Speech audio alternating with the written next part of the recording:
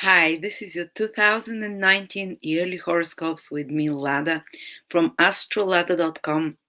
Thank you for choosing me to be your guide for the year 2019. I feel very flattered. And I just want, before we start, and this is the intro for all 12 signs, but it's important for you to watch it. And before I start for each sign, I want to invite you to join me in a little prayer, no matter who you believe in and what you believe in, just to focus our energy and to benefit the most through this reading. Dear Mother, Father, Universe, God, exalted angels, guardians of every human, those that are helping the evolution of humanity and of every individual person. Please bless everyone who watches those videos and the whole world in 2019. Let those videos and the information that is given here be useful to everyone, so everyone can use it to the most constructive possible ways, to the highest vibration of the planets. And even if there are challenging periods and moments in our life in 2019, let this video and this information give us not only clarity but a meaning and understanding of those more painful experiences that are in front of us, so we realize that life is not an adversary to battle with and conquer, that life is our benevolent good partner that is trying to lead us to discover our true authenticity. It is trying to lead us to a place of happiness, to a place of truthfulness. So let this year 2019 and the information we receive here, let us use it to the highest good for everyone involved, and let us be able to utilize the planetary energies to help ourselves, to uplift ourselves and those around us. Amen. So I want for you to benefit the most. Thank you so much for joining me, by the way, in the prayer. So for you to benefit the most from this, I want you to take a pen and paper and write down 3 things. And some of you would be just listening your sun sign. Others would be just listening to your moon sign. Others bought all the 12 videos, so you'll be able to be watching your ascendant, sun, and moon. But I always advise you, watch your ascendant sign, because if you go to a professional astrologer, they'll look at your ascendant and how the planets are in correspondence, where they're moving from that ascendant. And nowadays, more and more astrologers are using the ancient time of astrology, which is whole sign house system. So these videos are perfect. The whole sign house system is what when first astrologers created it, the system they were using it. So without the house cusps and anything. So the ascendant is the point of incarnation of the physical body. So it is of the soul into the physical body. It is the physical bodies. That's why it shows the most tangible things that are happening to us. That's why I always advise, check the prognosis for your ascendant sign. The moon sign is our inner world, how we feel, our self-consciousness. So the moon usually manifests the second most powerful after the ascendant sign, because we especially strongly identify with how we feel about something, and something that impacts us emotionally. And even though, for example, from the ascendant, some big event might be happening, like changing of place of living, but from the moon, it's shown that, for example, you will be having a quarrel with a friend. For you, this will be a way bigger deal, because emotionally this feels much stronger for you, this quarrel with a friend, for example, than the relocation that's happening. But from the ascendant, it shows the specific things that are happening in your life in a tangible way, because the ascendant is the material body and what is happening to us on our path in that material body. And the sun sign is what most of the people only check, and but that's pop astrology. But still, the sun sign is very important. The sun sign is our willpower, our goals. It's our ability to channel divine intelligence. And the sun sign will show us, looking at the prognosis from the sun sign, will show us especially the things that we are striving towards to achieve consciously. And the prognosis for the sun sign, we tend to have more free will over that prediction, what you're going to read, because the sun is connected to free will, while the moon symbolizes the past. These are things that often happen. The prediction from the moon are encoded from the past, while from the ascendant sign, it's sealed in stone, so to speak, So yes, checking the sun sign is very important, especially because you can direct the events there more with your free will. The moon sign, you feel like it's more fated and it affects your feelings the most and your personal life. And the ascendant sign is the most tangible event. So I would advise start with the ascendant sign and progress. And for you to know, though, a lot of people don't know, the sun sign is the one that everyone speaks about. You know, like, oh, what are you? I'm an Aries. It means I'm born from March the 20th to April 20th, something like that. But and I can give you predictions for, oh, if you're born from March 1st to March 5th, this and this will be happening for you. But every year they change, the sun moves into a different sign a day before or after, and I want to be way more precise for you. So instead of giving you days, we're gonna find the degrees of your sun, the degrees of your moon, and the degrees of your ascendant signs. And for some of you, the moon and the ascendant might be the same, or the sun and the moon. Rarely, but it happens. So for you to find this out, I want you to, and I'm going to share my screen with you. Let me just.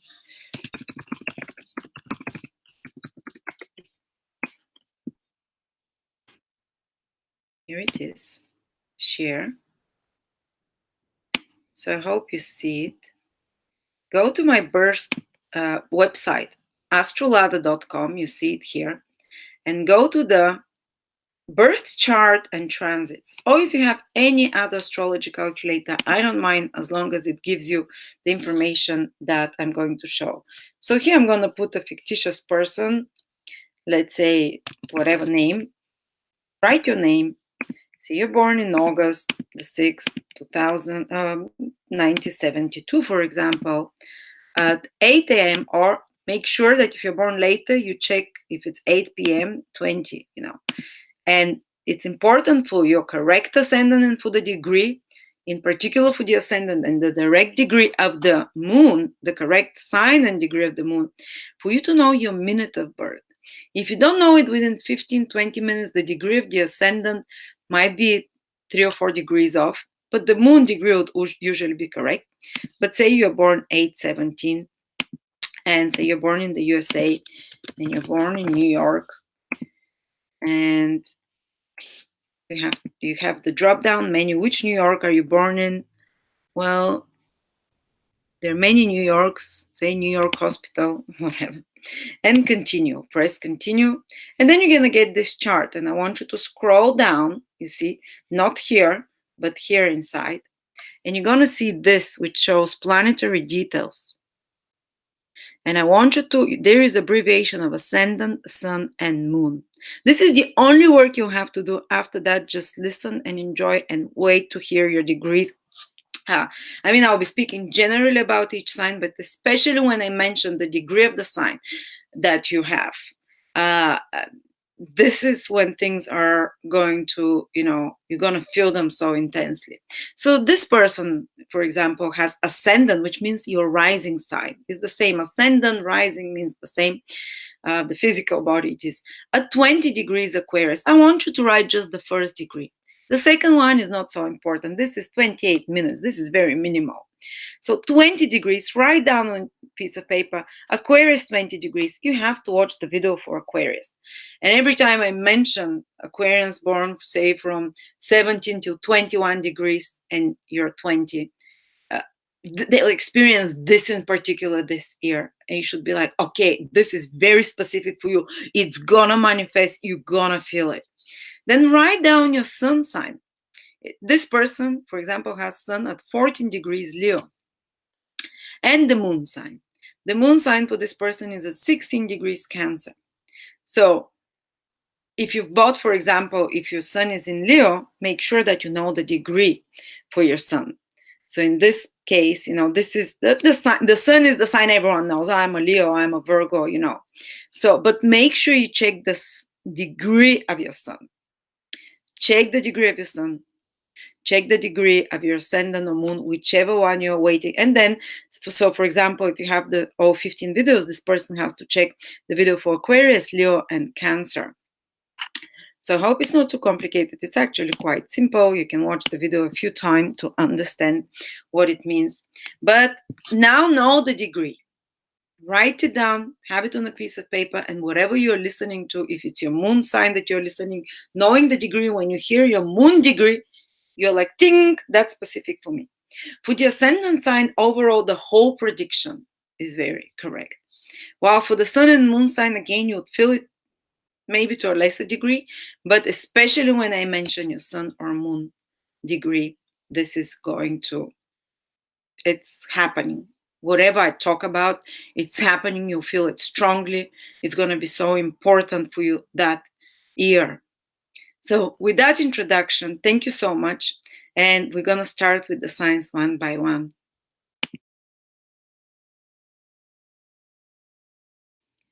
Virgo 2019, whether it's your ascendant, sun, or moon, I hope you already have your list with the degree of your ascendant, sun, or moon, so you can listen especially carefully when I mention your exact degree of the sun, moon, or ascendant and what I say about it, because it's going to be extremely relevant. But the overall reading is for everyone.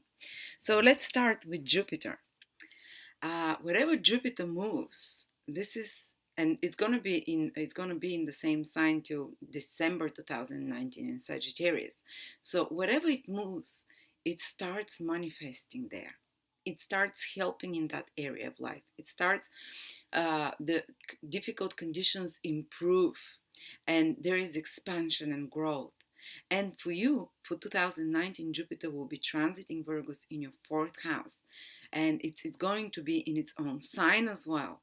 It is in its own sign, which means it's going to manifest much more powerfully than other years. So the fourth house, let's write here. Jupiter in fourth. What can you expect for that? What will grow? What will be a source of help and support and positive developments in your life? Well, the fourth house is home and family. So your family, for example, can be much more helpful and supportive to you. Maybe your mom can help in some way, or maybe your family, if there was some problem with family members, for example, if your mom was ill or unhealthy, she can improve now, or she can be released from some difficult situation in life. Or if there was a difficult relationship with a mother or a parental figure, you can improve that relationship, or with other members of the family. If there was difficult conditions in your family of some sort, expect that things are starting to take a forward upward turn. If there was some blockages in regards to you acquiring or selling a property of some sort, now things will resolve easily and positively in your favor. For example, you can make a profit on some kind of land or vehicle that you sell, because fourth house also rules vehicles. Not the travels itself, but the transport, the device, the vehicle itself, whether it's a bike, a boat, or a car, or a tank, whatever you're using, you can, for example, have a successful sale or acquirement of a new vehicle, maybe a better one, more reliable, more enjoyable rides as well. And for example, you can also, if there was any problems or fights with family, this can be resolved for right now, or at least to some extent. Also, if you can expand your home, you can decide to build another room, or to broaden your garden, and to build fences. Something with your home goes well, the universe helps you. By the end of 2019, you'll have a very positive result.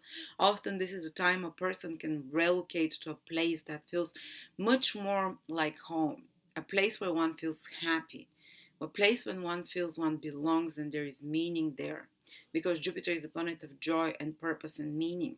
So if you've been looking for your place under the sun, now Jupiter in the fourth house can grant you with the right place, with the best place that is for you. Of course, might not be exactly what you imagine, but Jupiter always brings the best that is possible and helps.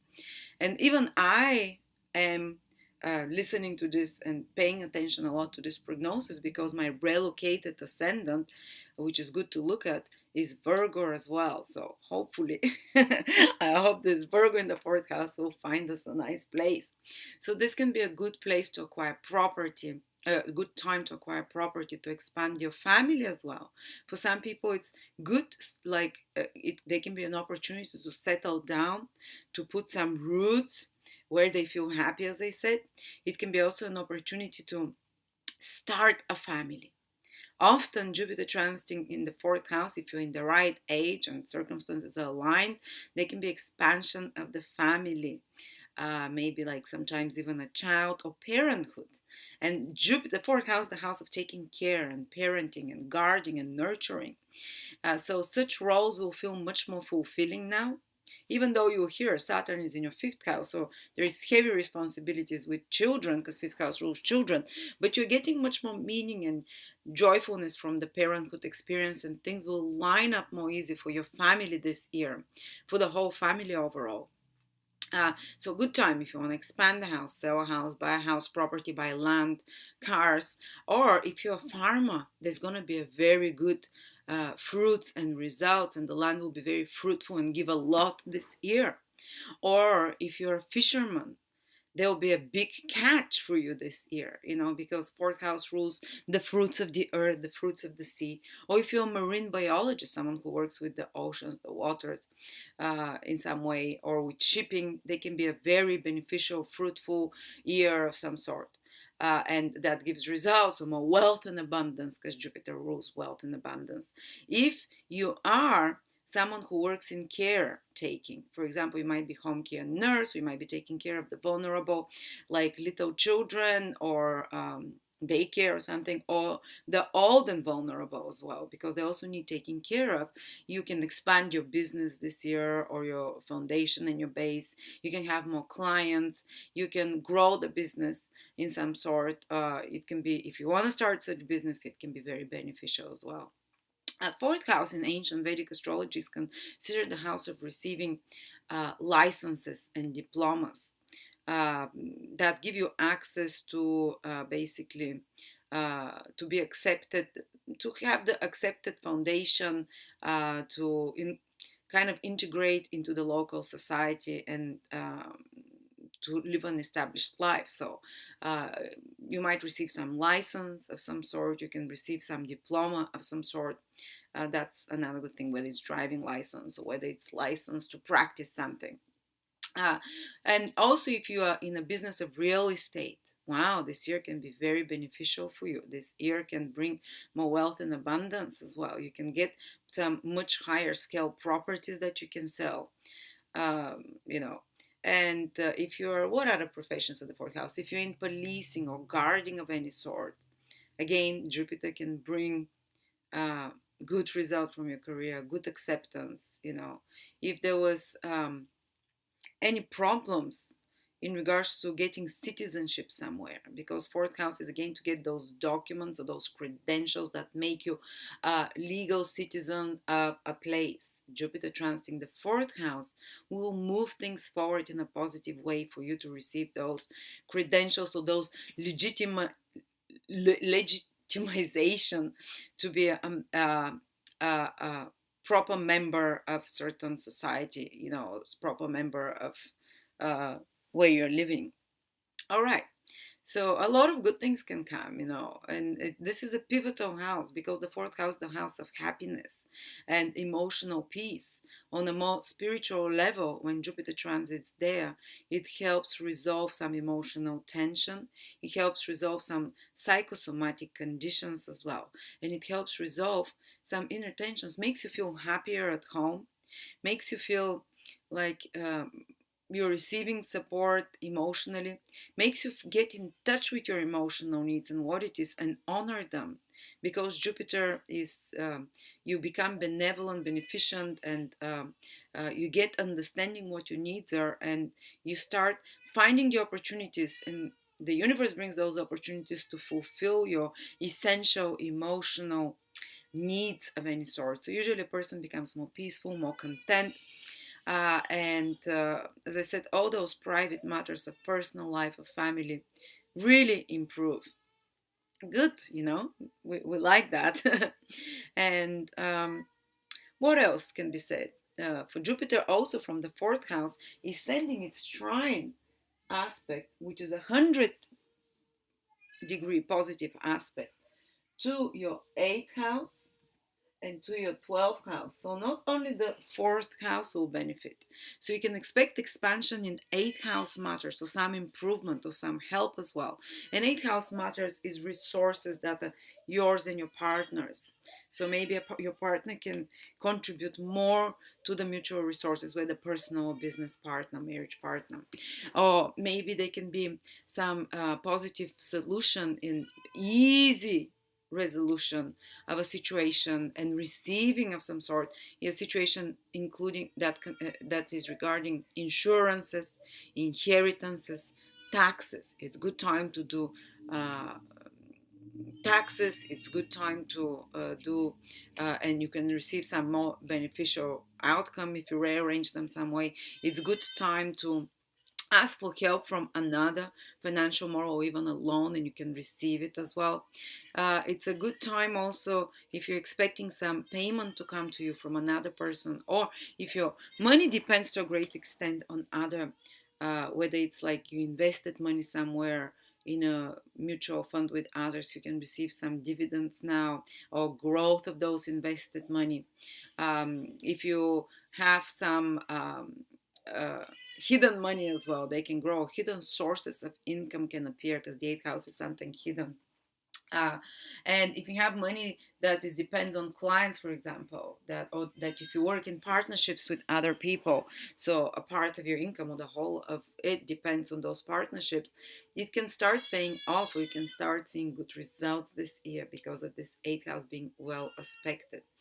And the 12th house is sending, Jupiter is sending a trine to the 12th house for you as well. So you can expect easier access to foreign travel, easier access to uh, foreign relocation as well, easier access to, as I said, even legitimization of documents about it in a foreign place. You can expect, if there was some blockage there, for you to be able to do it, or if you had some business that is connected to 12 house matters, which is um, hotels, sanctuary, retreats, hospitals, if you work in a hospital, in prison, in laboratories. Jupiter will help those areas, will help give you more growth or expansion and more satisfaction and joy, improve the environment of such more isolated environments, areas, and you can have more access to pleasant experiences in holidays and faraway countries. You can have more access to um, retreats, and remember, the influence from the ascendant is always the most important one. After that is usually the moon, and thirdly the sun.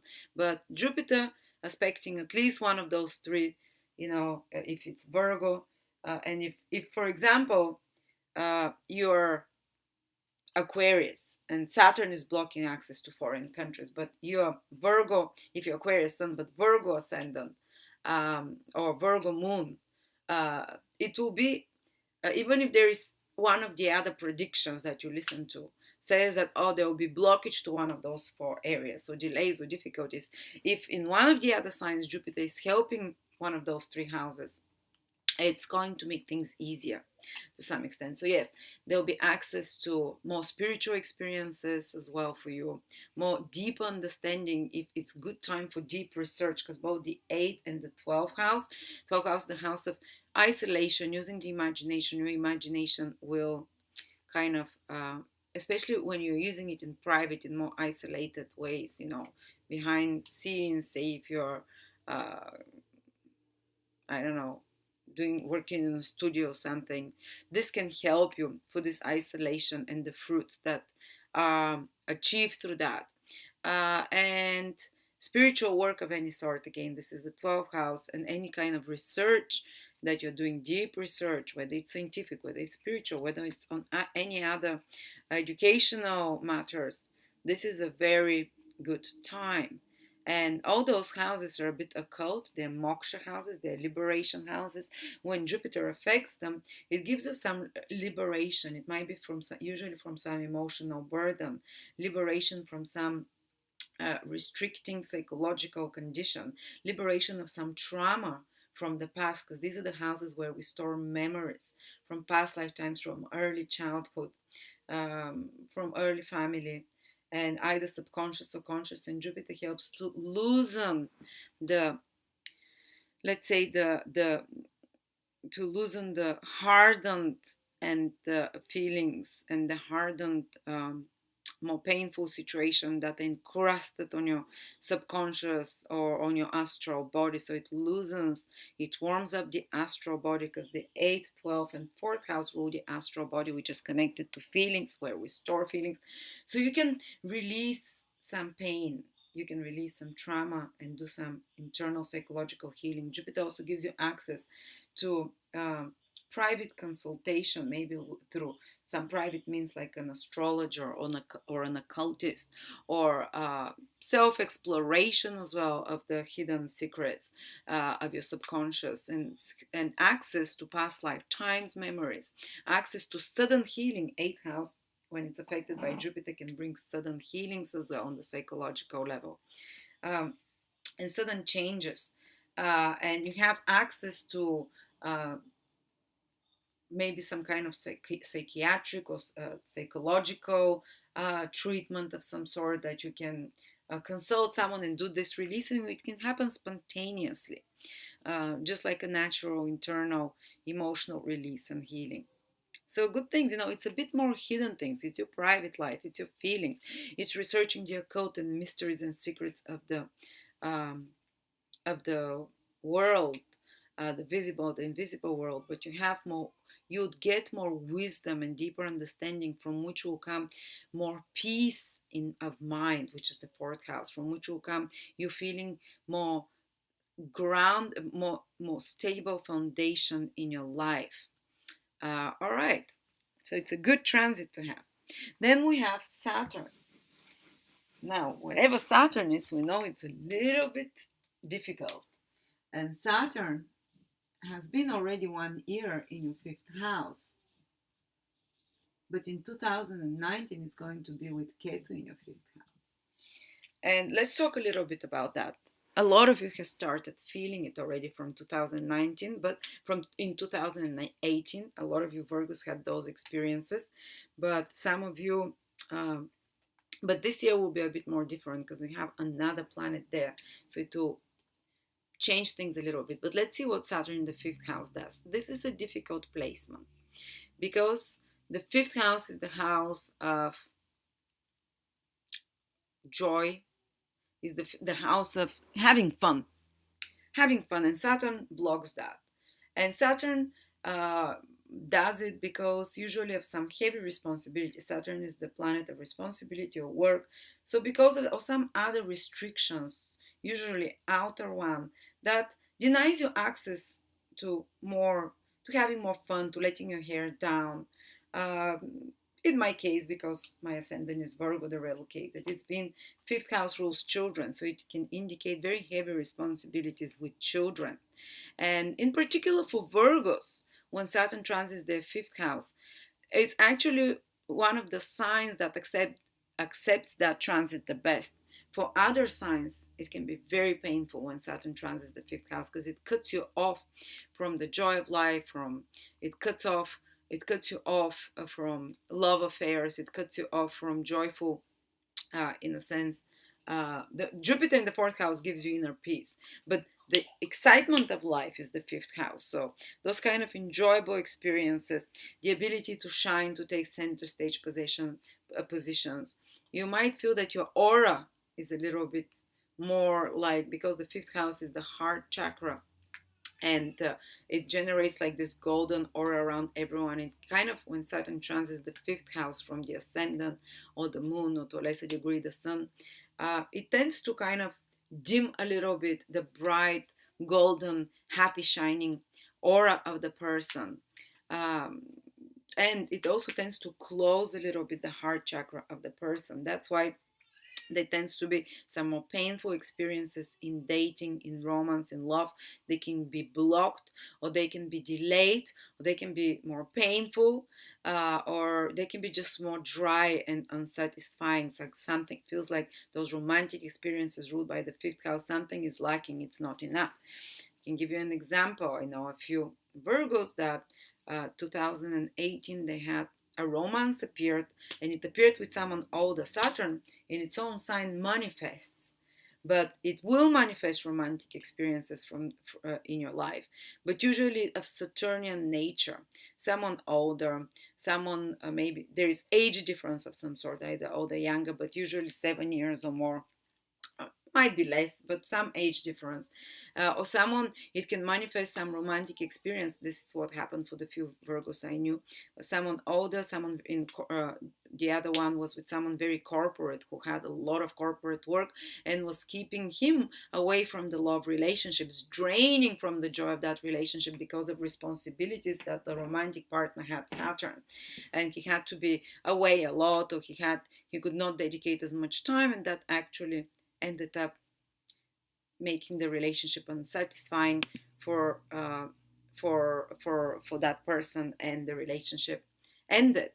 But if you want to stay in a relationship, and it will manifest romantic dates, it will manifest romantic partners, but they will have this a bit of a drier influence on them. Either they work too much, or you work too much and you can't enjoy as much the romantic side. Or if you're already in a relationship, because of responsibilities, if you have children, usually have responsibilities around children.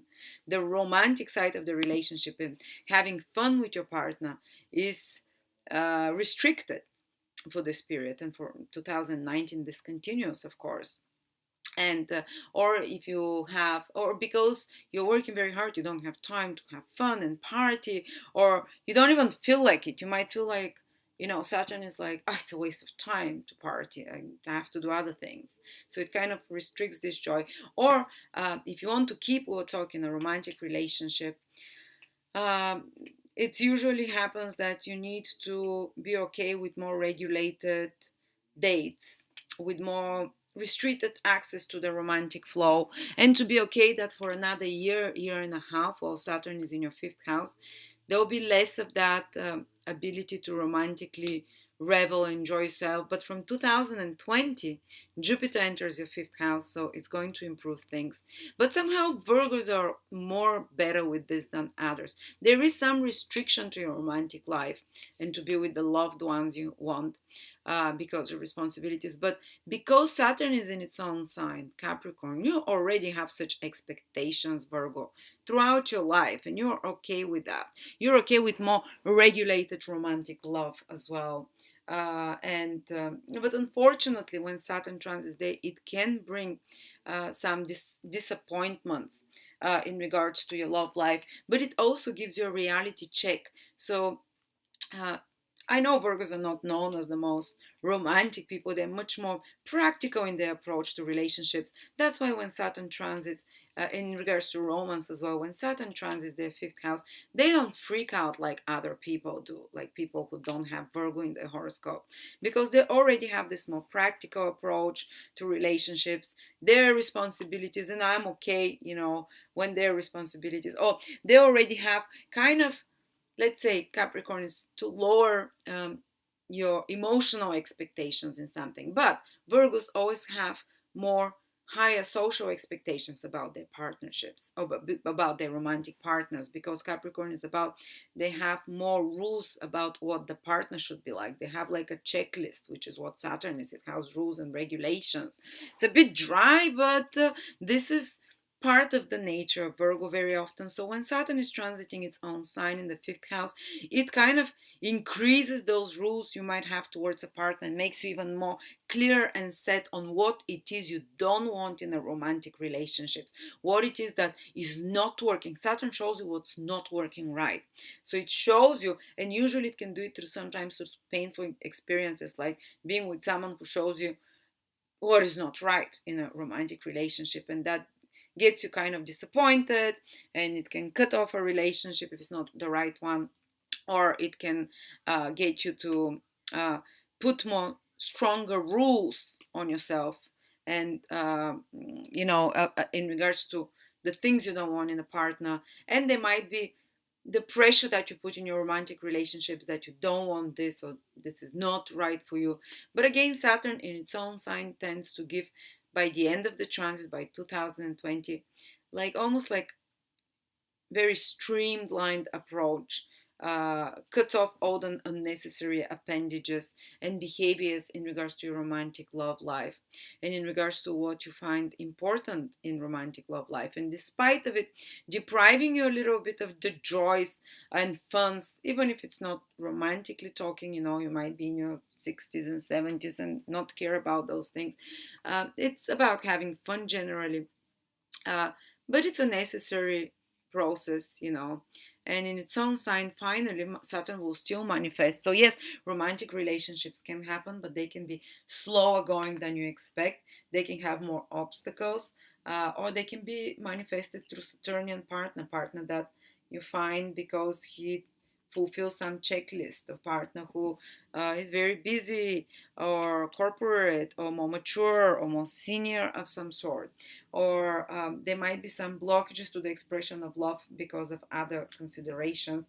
But if you're patient and persevere and you're lawful in your behaviors with romantic partnerships, actually Saturn can really strengthen a romantic partnership. It's not going to make it more exciting for now, unfortunately. From 2020, your romantic love life gets more exciting, easy, starts flowing. Now, Saturn slows down everything. And when it transits the fifth house, it slows down the fulfillment of that fifth house, which is, your romantic life. That kind of frame freezes it so you can have more time to look at what it is you're doing wrong in your romantic life. What are the behaviors that are the reason for problems in your romantic life, or the reason that you give more love than you receive, or the reason that you receive more love than you give, and whether it doesn't mean your marriage will end or anything, but there will be some big um, self-assessment and analysis on those things, because you start thinking much more seriously about this topic of romance and love and giving and receiving love, and what it is that brings you uh, um, that makes you happy in romantic relationships. But Ketu is also transiting the fifth house. So Ketu will require some sacrifice. Ketu will require in 2019 that you release some unnecessary romantic relationship, or that you release some expectations about your romantic relationships, and that you even somehow become a bit detached, because Ketu is witness. It's a witnessing perspective, and Ketu on the highest level gives an ability to see through illusions and to see through them. And you can feel like in 2019 that you kind of have like you see through some of the illusions about dating and love and romance, and you see through all the hype about it, through the illusions of all the hype that it is, and you kind of acquire a more detached, whatever attitude, whatever comes. And that's the right attitude for you to have in 2019 when it comes to romance, whether you're already married, whether you're already in a relationship, that it is that, whatever it is, let go and let God and let go, let go and let God. Do your responsibilities. It's part of the deal, whether it's with heavy responsibilities with children or no. But you find it harder to regulate things. Saturn wants to regulate the affairs of the fifth house, romance and things like that. But with Ketu, it's harder to do it. And you'll have to let go of certain expectations or beliefs. You have to, let's say, ease it off a little bit.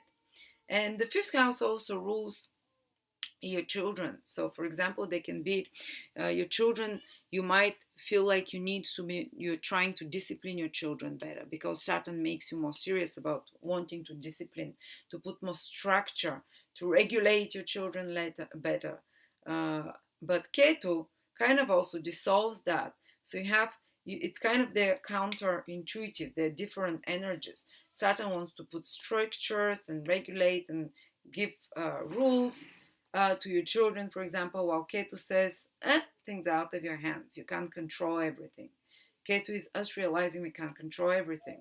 So on one hand, yes, you'll be trying to impose rules on children. Yes, they might be going through some difficulties that you're trying to help them with. On another hand, you have to accept this detached state of mind that you'll do what is required from you, Saturn. You'll do your duty. You'll try to impose rules and whatever, but the result is not in your hands. So you have to, and the result can be very different than what you expect, and very surprising and uneven. Uh, and Ketu will have to, and the same for your relationships.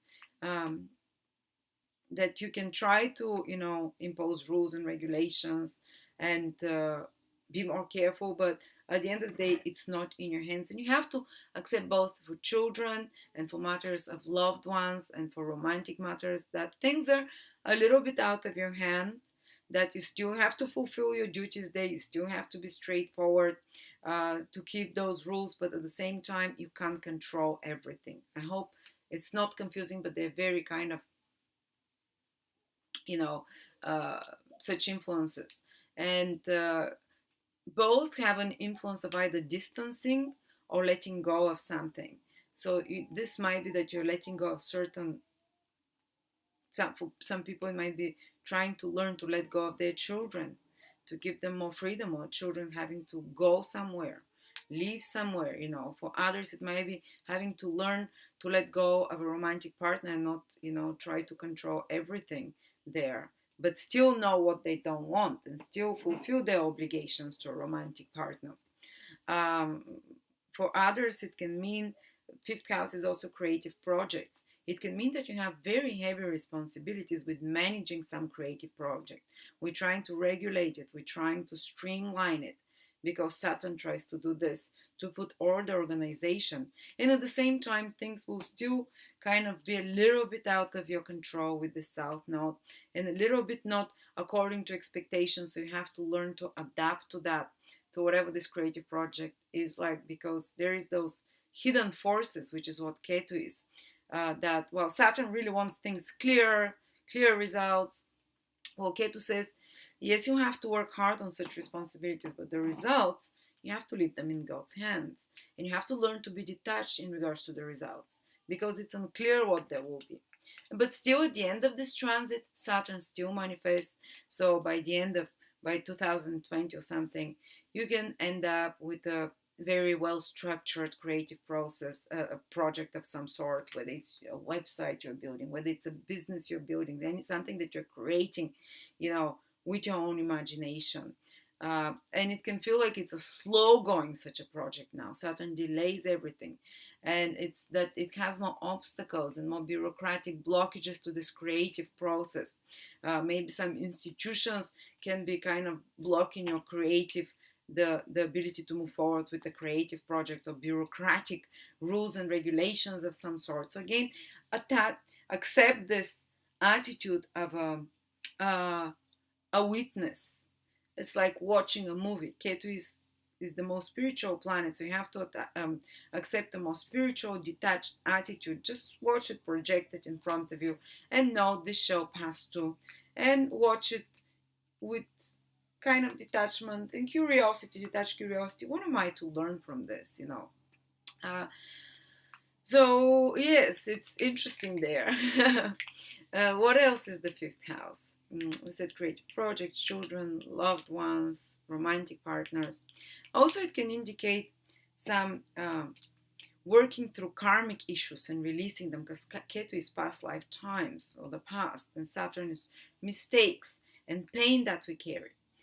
So there will be Ketu, and Ketu is a moksha planet, which means liberation. So it can liberate you literally or figuratively from a romantic relationship or creative project, or a child, that has finished its karma in your life. That is, it's no longer necessary in your life. So Ketu can liberate you, basically remove it from your life, and you can even become more detached in regards to that. Saturn and Ketu will help you get detachment in regards to those matters in your life.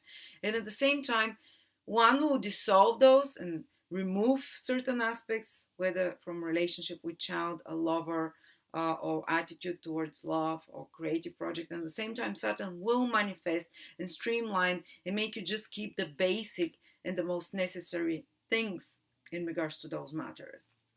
So there will be also release of some karmic pain, I would say, connected to past love. So if your heart was hurt, if your heart was broken, Saturn is the pain we carry and is the fifth house of love. And Ketu comes and joins 3 times in 2019 the Saturn. So there is a good news as well, that you see through the illusion of that pain. You kind of distance yourself as an observer and you release liberation, moksha. Remember, Ketu, release that pain and that thing that hurt your ego, that clipped your wings, that clipped your self-confidence. The fifth house rules all of those things. And a person can have a less self-confidence when Saturn transits the fifth house. It is typical, and especially Ketu transiting there as well. It weakens even more the self-confidence. But at the same time, Saturn is making sure that you're removing all the unstable, untruthful,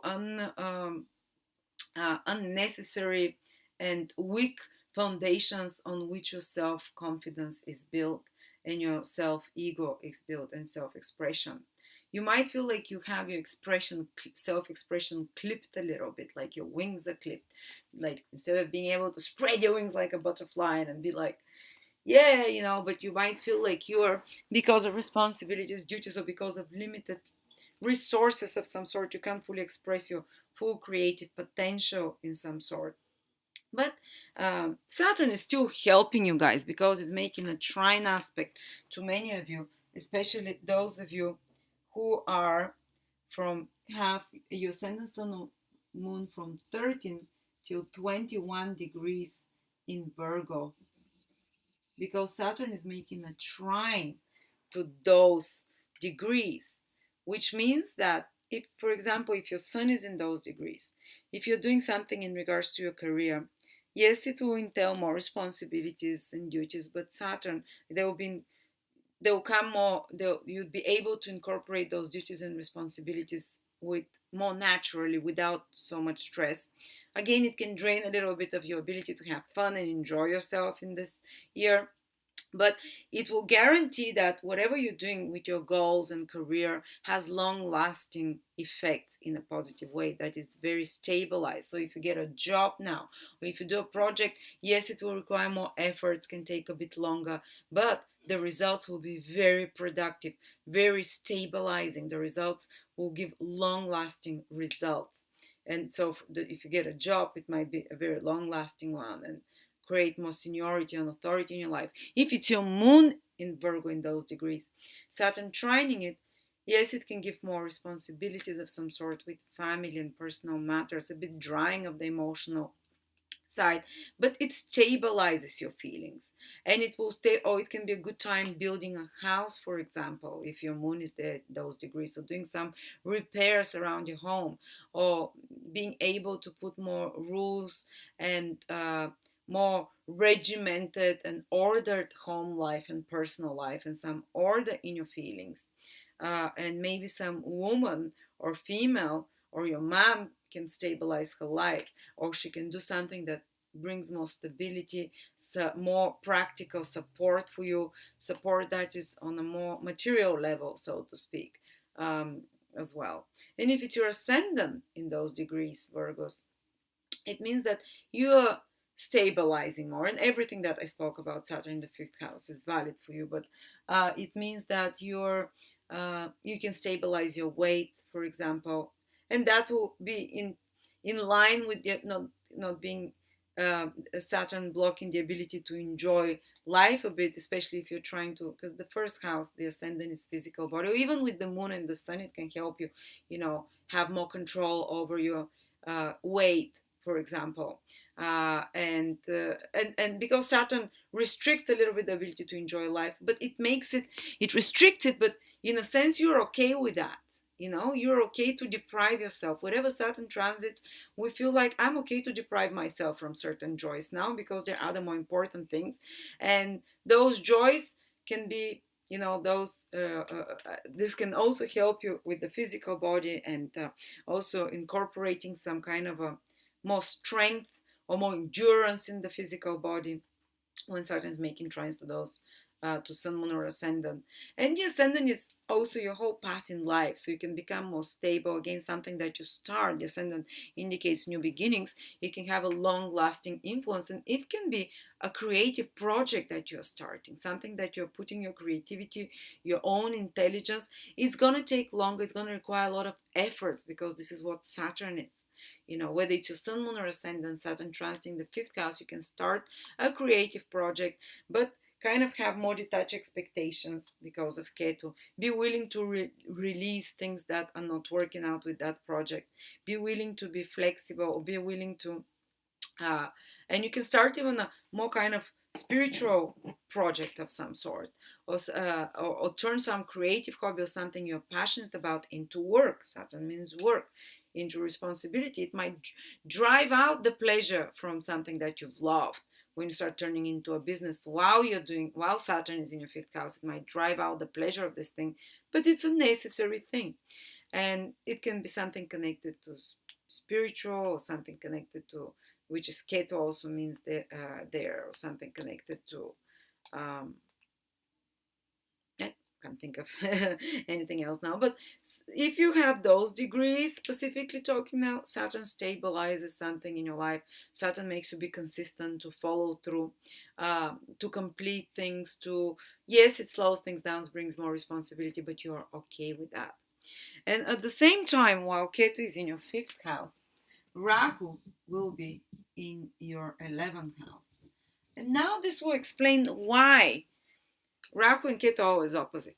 Because wherever Rahu is, this is where we get passionate. This area of our life is where we get excited and passionate about the most. And the whole 2019 Rahu is in your 11th house. Well, 11th house is attainment of goals, long-term goals, and dreams and wishes. So you had a vision, you had a dream that you want to have your own business, for example, or you had a dream that you want to have a PhD, or you have a goal years ago that you want to, have an idea what you want to achieve with your personal efforts. It's not something out of your touch, like the feelings of another person, out of your reach. It's something that you can control yourself. The 11th house, these are your own goals, and especially goals that are for material profit, and goals that are for social validation, goals that will give material results and outcomes, whether it's some status or privileges, or whether it's a prize or reward, or higher salary or profitability. And the 11th house is known as one of the houses of business. When Rahu going there, and achievements, basically, we become very ambitious, much more achievement oriented, goal oriented. The 11th house rules goals and wishes, as I said, and Rahu intensifies, increases those desires in you. And maybe that's why you're feeling like, I don't have time for having fun. I'm letting go of trying to create fun activities. So I don't have time to focus on romantic dates. So I don't have, done enough of the love thing. Like, I want to focus on fulfilling my goals. I want to focus on socio-economic achievements. I want to focus on having influence on larger groups of people, the 11th house as well, and being accepted. 11th house Rahu transit can start craving to be accepted into some group, or elite, prestigious, because Rahu craves elite and prestigious things, because Rahu craves to be one of the gods. So you want to, and you will have an access to a higher social class or social network of people, or to larger groups of people, and you will receive some privileges by becoming a member of some group or organization, or some layer of society that you strive to be part of. It might be the layer of society of homeowners, or the layer of society of business owners or something. But now you have the green light with this Ketu, with this Rahu in the 11th house. Go after, because you feel the hunger there. Rahu is hungry all the time. Ketu is all kind of like, well, I've had enough. Like, I've tried everything, so I give up. And to be honest, sometimes exactly when we resign, because Ketu is resignation and apathy, and that's your love life, and that's your expectations of fun, your expectations of what your lover should do, your expectations of what your husband or your expectations of what your children should do. When you let go of those, but you still fulfill your responsibilities, you can't just neglect that, because Saturn is in your fifth house. Saturn will not let you neglect your creative projects, will not let you neglect your responsibilities to children and lovers. But if you kind of resign yourself with what the situation is, this is usually when you can actually open a door for things like the law of attraction knows says to start coming to you, because you remove this resistance. But your passion and your strongest attracting point, because you have hunger for it and excitement, is this 11th house. So you're gonna gain your friends, and often when Rahu transits the 11th house, people can gain very different friends than other times, friends from very different social circles, ethnicity, religion, foreigners. They can be foreign friends, but your social circle will expand. And usually they're more ambitious people, more eccentric and unusual people. Rahu has those, and more materially manifesting people. So what you'll notice is that actually can, by the end of 2019 and even towards 2020, because Rahu stays there also in part of 2020, at that time you'll become more gainful. You can, for example, start a business, and you can or you can increase your salary, you can increase your social circle, you're going to increase your social influence if you're an influencer of any sort, if you're on YouTube, if you're on Facebook or Instagram. And the 11th house is your fan base, your followers. So you're going to increase that following. You're going to increase, and you're going to be passionate about expanding profits through that and expanding your popularity. And you're going to make it. And that's not going to leave you much time for fun, and for those romantic things. But they can still manifest, because Saturn is in its own sign. It's a manifesting influence. So you can still manifest those things. They're just more, there you have to be more detached, and things are moving slower, What else is the 11th house? So increase of gains, profits, of ambitions. Wow, you become more ambitious. If you're a bit like a limp dead fish till now, and Rahu transiting through your 12th house in the previous 1.5 years might have given you passion and desire to escape and hide and go to faraway country, or just abandon responsibilities, because that's what the 12th house is. Now Rahu transiting your 11th house is the best house for Rahu to transit. Yes, it can take away a bit of the glamour of life and the spark and the fashions and the creativity and the fifth house, but it's gonna make you more profitable. It's gonna make you more kind of ambitious in your achievements, and to fulfill them and to make them happen, of course. And so you're gonna feel like, okay, I'm ready to take it over, to take over the world, to become more influential. You're gonna have a bigger fan basement. And following, if you're one of those people.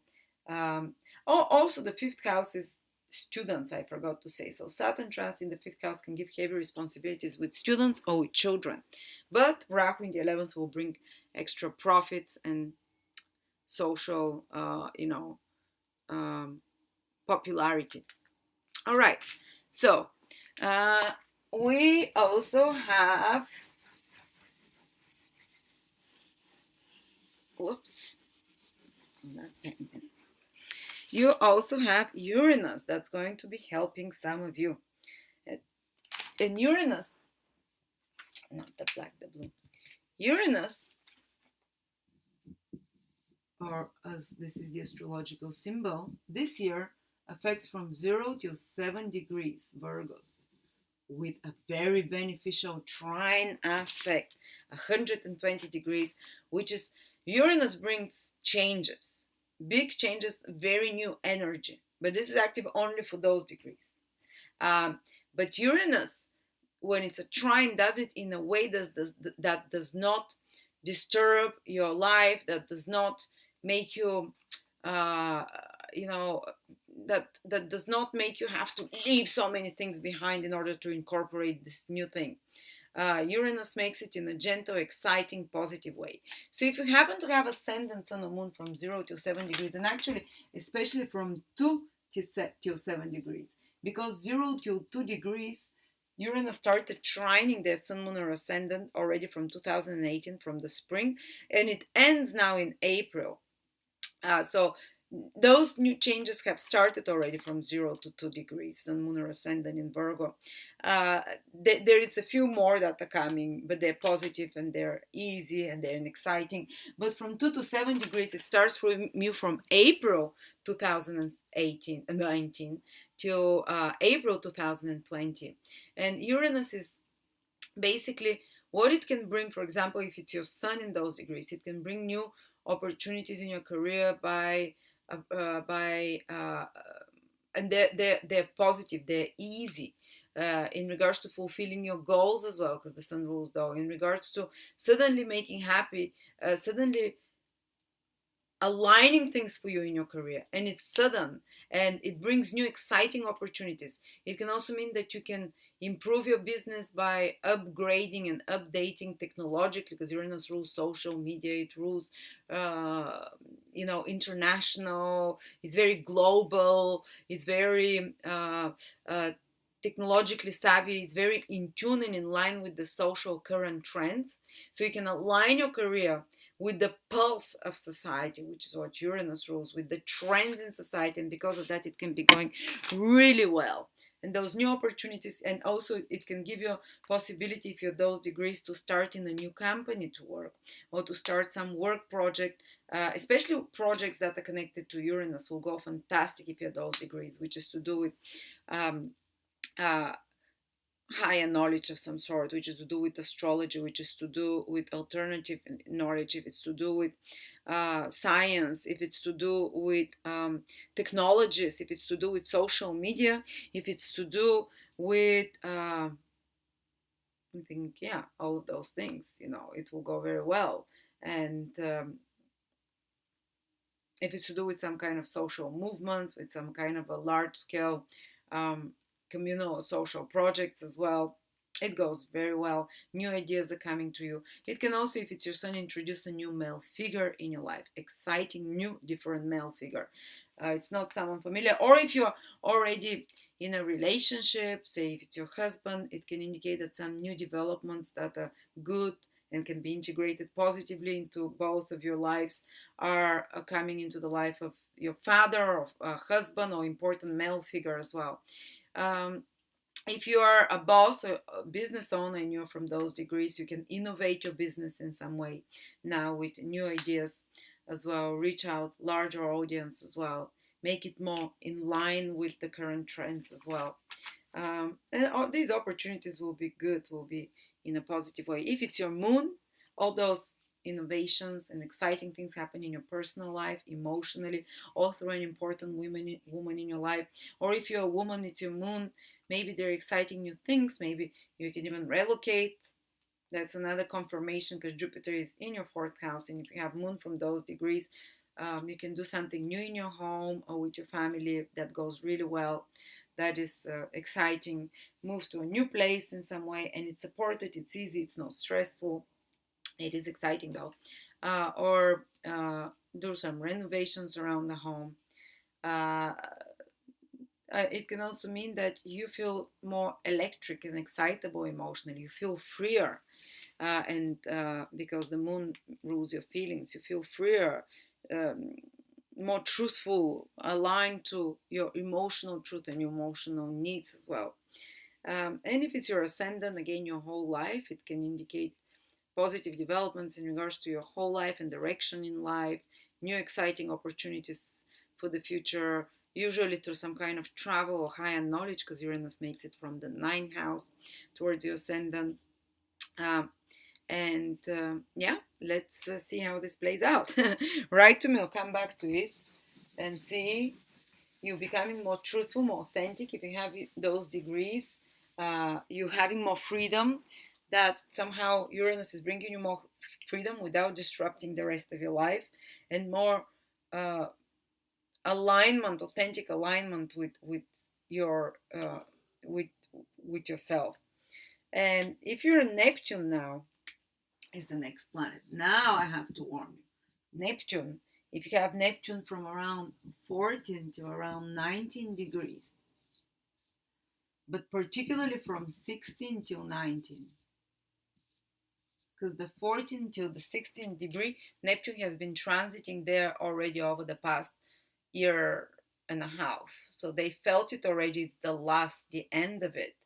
But people from March onwards, the 16th degree till the 19th, and then Neptune comes back again and again, and then again and again. It's like 5 hits there, almost like, or maybe for over the next. It starts for you this period, and it will carry on over the next. Not even 16. It's 15 degrees. So yeah, I would say from 15 till 19 actually. So over the next 1 year, year and a half, you're gonna feel Neptune very strongly, and some of you already started. But those are degrees that have to be a bit more careful because Neptune is making an opposition to those degrees. It's a very strong aspect. It's a once in a lifetime transit. It continues for a year and a half or sometimes two, and you can feel confused. And you can feel, if you're those degrees, that. And thankfully, though, Saturn is also making trines. Remember, because Saturn is making from 13 to 21 degrees the trine. And Saturn is stabilizing, Saturn is grounding, Saturn allows you to see the reality. But for those of you who have from 15 in particular to 19 degrees, oh, so a big portion of what Saturn is trining is being squared, and square is a difficult aspect. 90-degree aspect is being squared by Neptune. But I'm so grateful that Saturn is trining those degrees, all of them that are being squared by Neptune, because Neptune can make you get so lost in illusions, so confused and unclear about where you're going. And especially for Virgo, that can be quite traumatizing because Virgos like practical, they want to know what's happening, they want to be useful. Neptune turns you into a Pisces a little bit, like turns you into a directionless, confused, more introverted. Where am I going? What am I doing? What is the purpose? It's kind of, and it can feel sometimes, it can put people into depressions or into emotional downs because of the lack of clarity or ambiguousness that Neptune symbolizes. And usually it can come from another person.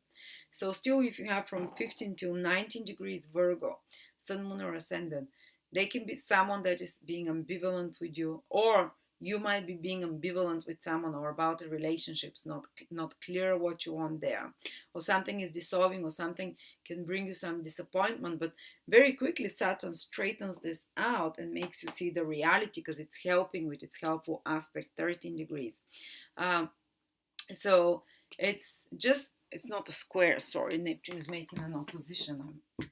I just saw that. Opposition is 180 degrees, which means exactly opposite. So here it's a little bit complicated. So both Saturn and Neptune will manifest. Saturn will help, so Neptune brings us some illusion or confusion or lack of clarity. If it's your sun, it might be about the direction in career with a male figure, with an important male figure. Husband, father, might be sometimes even loss of such a figure.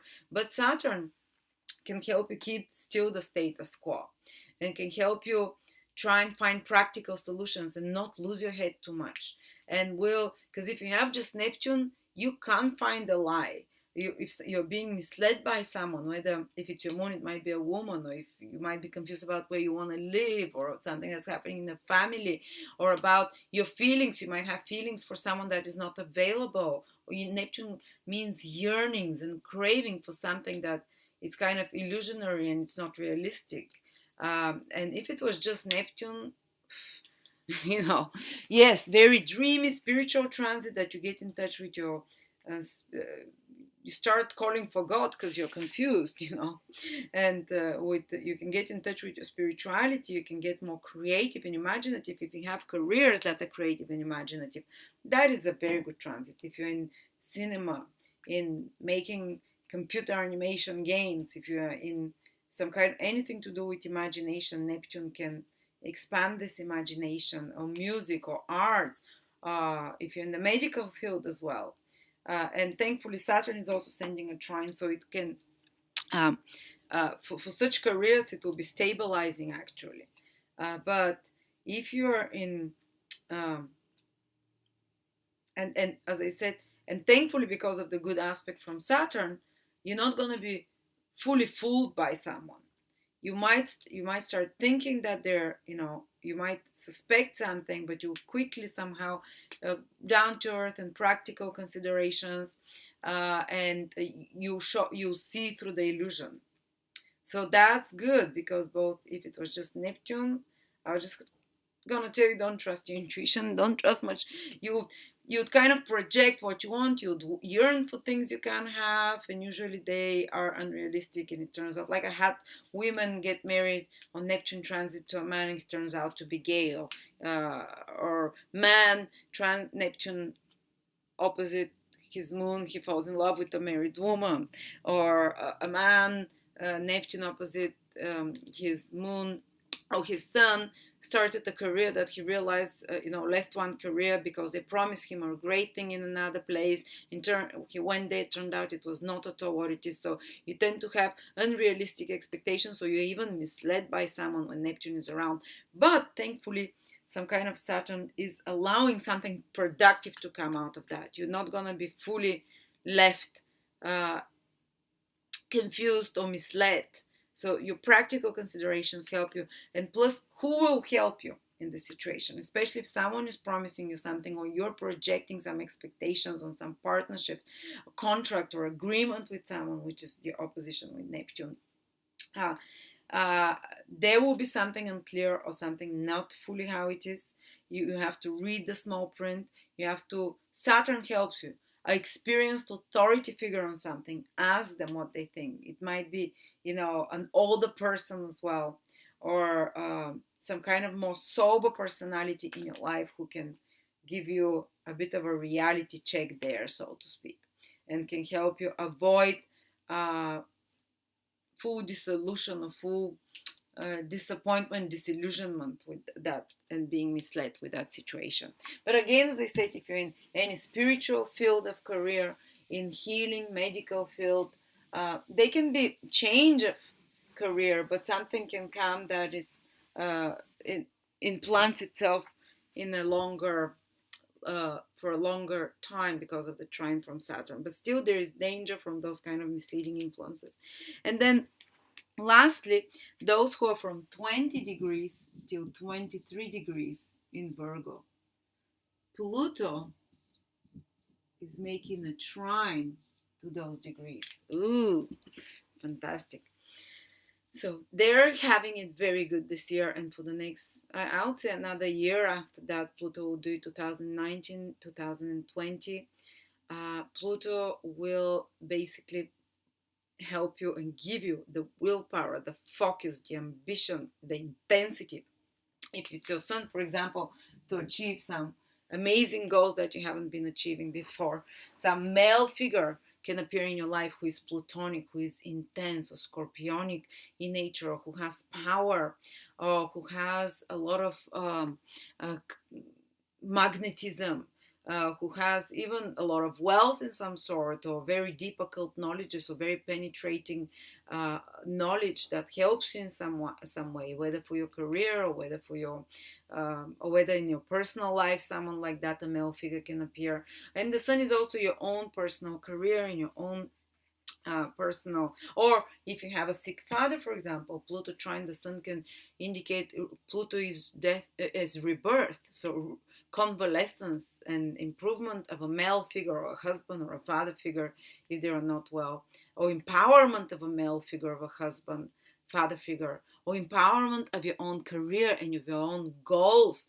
and being able to achieve things that you did not have the capacity to achieve before. Pluto is like a atomic powerhouse that is working for you in this case to achieve your goals, to achieve the vision of your kingdom. And if it's your moon at those degrees, it can be that you emotionally become very penetrating, that you emotionally are start feeling empowered, you take your power back. A woman can help in some way, or support from family and mom, or it can be very good for your family, or even starting a family of some sort, or motherhood, becoming a mother. Or, and I forgot to say that Saturn in the fifth house can kind of give blockages in regards to having children. But in the case of Virgo, because Saturn is in its own sign, it can manifest a child, especially if the woman is older. So if you're a woman in your 30s already, Saturn transiting your fifth house till some part of 2020, you can manifest a child. This is very rare that Saturn in the fifth house does it, only for Virgo and for another sign. When it transits the fifth house, it can do, but to older women. All right.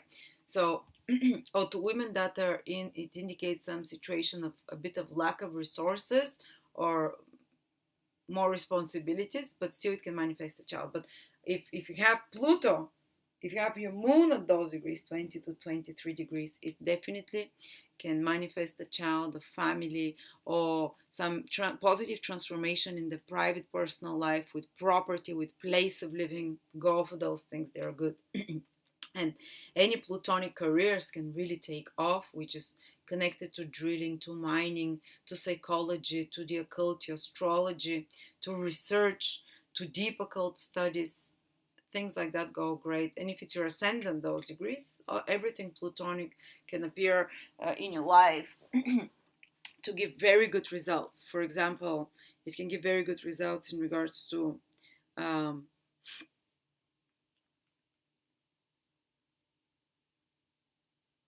well, I said it, to the occult, to secret, to self empowerment, to taking the control back in the power, to feeling more stronger and ready to take on the world. So very strengthening and very helpful to help you achieve long-term goals and dreams of any sorts, and to help you. The sun is also our dreams. The sun is what we want to, or the sun or the ascendant. It kind of aligns you and things start happening for you, and powerful people or figures can be helping you. All right, I think we passed through all the planets. Now let's quickly see the Mercury retrogrades, because they're very important for you. Mercury is retrograde because it rules you in March, most of March, in July, most of July, and in November. And in March, it's retrograde in your seventh house. It can be especially from 15 till 13 degrees. Sorry, from 15 till 30 degrees. So the last 15 degrees, you will feel this the most. So, some very pivotal time for your relationships. From someone from the past can get in touch for you to resolve it or let it go.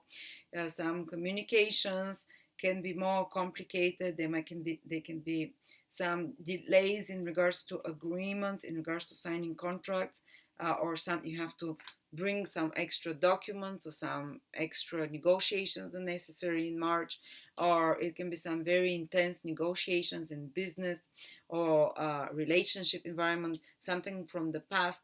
Some painful topic can be brought to be discussed with the partner for the terms of agreement in your relationships to be kind of maybe to be redesigned, so to speak, and for some new how do I say, rules to have to appear, because Mercury rules the rules of the game.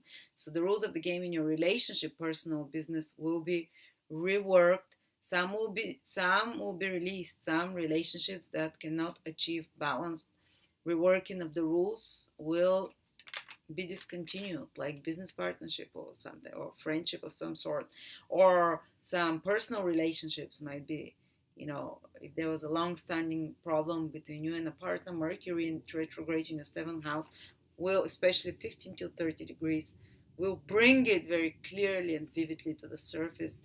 It cannot be buried anymore. It cannot be hidden. But eventually, if it's something to do with business, and if it's the relationship is renegotiable, it will you have much more clearer and much more better working relationship after that, or contract or agreement of some sort. Then Mercury is retrograde in Cancer most of the time.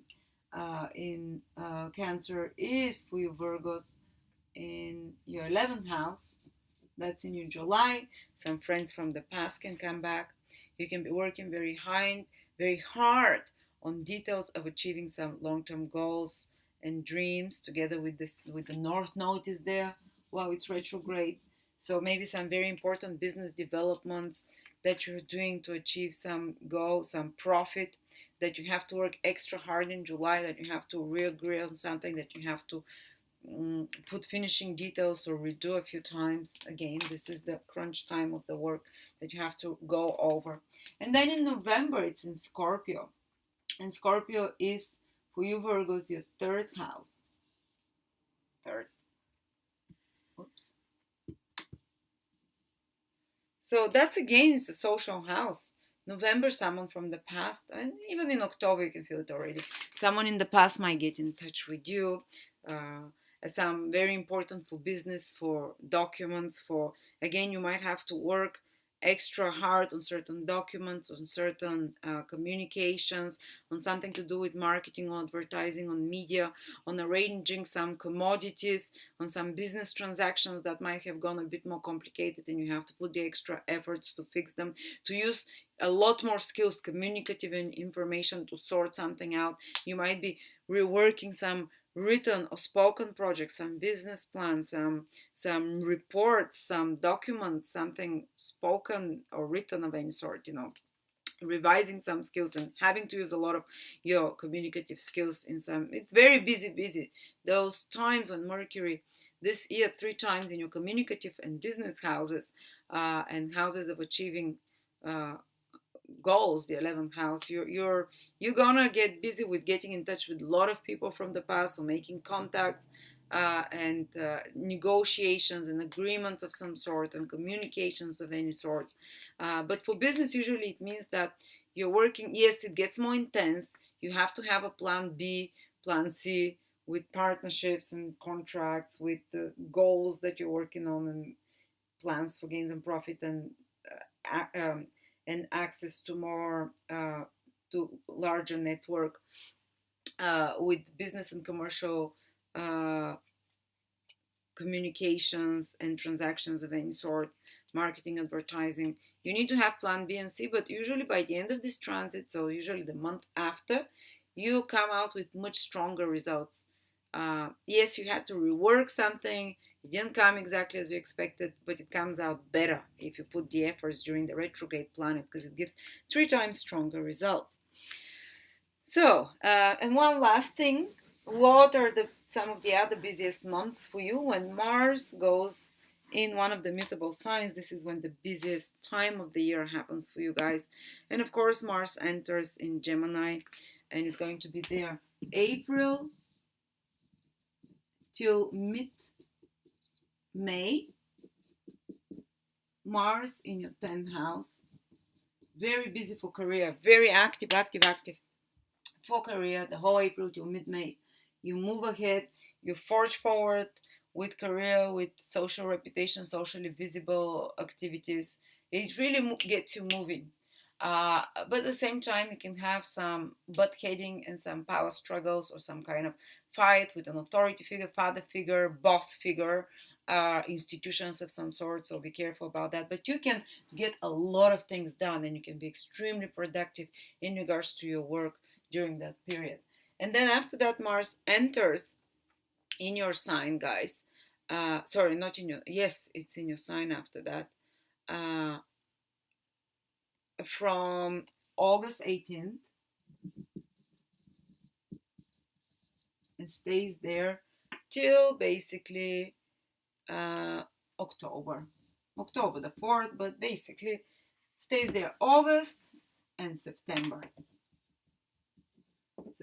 Mars in your first house, new beginnings, powerful new beginnings, guys. You get very active. These are the most stressful but most active and productive times of the year, because Mars,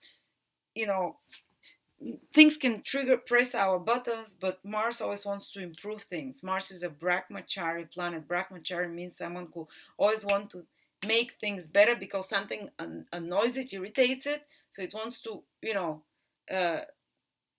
kind of improve it in some way. So, and work diligently and hard.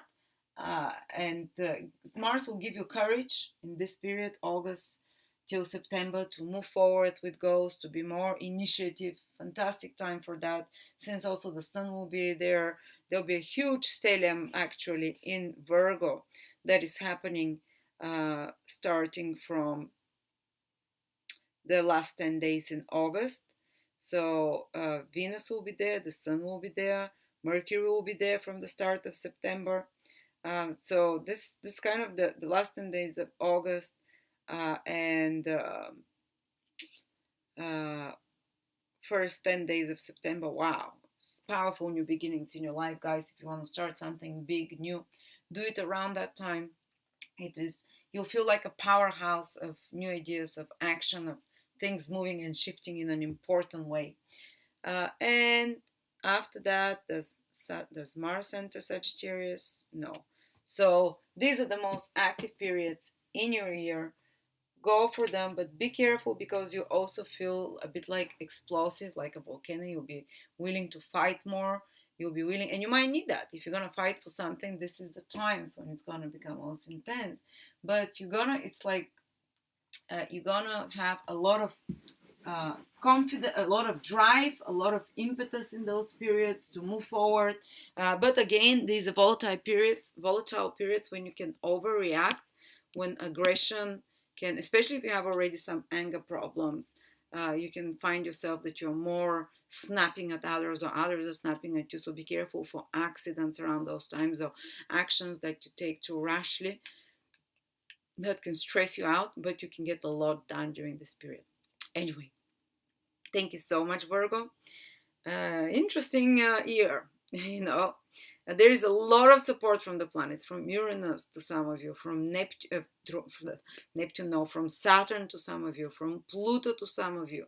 And there is challenging influence from Neptune. But again, it can turn out good for some of you in regards to especially those of more spiritual, creative nature, artistic nature.